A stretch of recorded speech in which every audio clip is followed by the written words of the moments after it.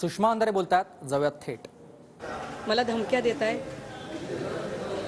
शंभूराजजी, तुमचं माझं कधी 1 to 1 बोलणं झालेलं नाही. तुमचं माझं धुराबंधाऱ्याचं भांडण नाही आहे. माझ्या संबंध आयुष्यामध्ये 4-5 नोकऱ्या सोडताना एकदाही मागे वळून बघितलेलं नाही. बापाच्या करोडोच्या इस्टेटीतला 1 रुपया घेतलेला नाही आणि नवऱ्याच्याही इस्टेटीतला 1 रुपया घेतलेला नाही. अत्यंत स्वाभिमानाने आयुष्य जगत आले. खडू आणि फळा आणि पुस्तकं याच्यापेक्षा काही नाही आहे. घरात कधीही पोलीस पाठवा, भांड्यांपेक्षा पुस्तकं जास्त निघतील. पण तरीही तुम्ही धमक्या दिल्यात आणि तुम्ही म्हणालात की माफी मागा. मी कशासाठी माफी मागायची? मी तुम्हाला काही प्रश्न विचारले आणि ठामपणे विचारले. पुण्यामध्ये ससूनच्या अगदी गेटवर 2 कोटीचा ड्रग सापडतो. याच्यात काही चिंताजनक वाटत नाही? मी तुम्हाला का बोलतेय? माझं पोट दुखत असेल तर मी अंगठ्याला मलमपट्टी करेल का हो? अहो, एक्साईजशी संबंधित विषय आहे तर मी तुम्हालाच बोलेल ना. मी काही कृषी मंत्र्याला बोलेल का की मी शिक्षण मंत्र्याला बोलेल? जर शिक्षण विभागाचा विषय असेल तर मी त्यांना बोलेल. पण विषय जर राज्य उत्पादन शुल्कशी संबंधित असेल तर मी तुम्हालाच प्रश्न विचारेल. देसाई साहेब, तुम्हाला अजिबात हे चिंताजनक वाटत नाही का की येरवड्याच्या कोर्ट परिसरामध्ये चरस सापडला? हरिश्चंद्र पास्ते याच्यावर गुन्हा नोंद केलाय 530/23 नुसार. हे पेपर आहेत. माध्यमांना हवे असतील, माध्यमांनी चेक करावे. हे चेक करावे यासाठी म्हणावं लागते कारण उगाच काहीतरी हवेत पेपर भिरकावला असं नको व्हायला. सो यू कॅन व्हेरीफाय दिस की कोर्टाच्या परिसरामध्ये कशा पद्धतीने चरस सापडलं.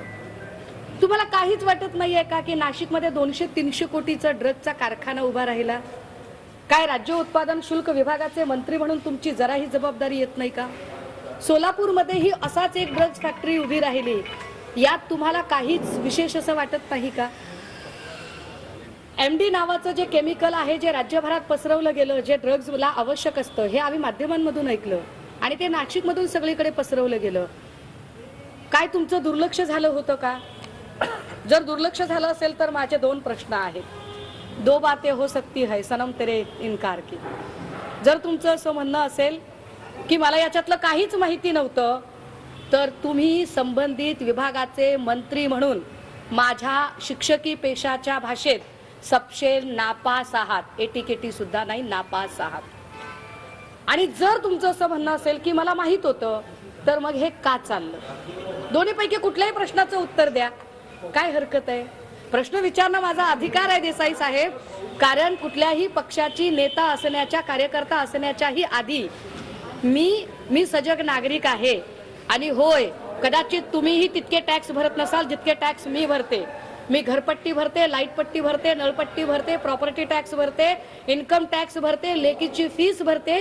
कुठेही ओळखीचा दुरुपयोग करत नाही. साध्या दुधाच्या पिशवीच्या 40 रुपयांची सुद्धा पूर्ण राज्यभरात माझ्यावर उधारी नाही. कुठेही आंबेडकर जयंती, गांधी जयंती किंवा काय गणेश उत्सव याची कुणाकडेही मी 2 रुपयाची पावती फाडलेली नाही.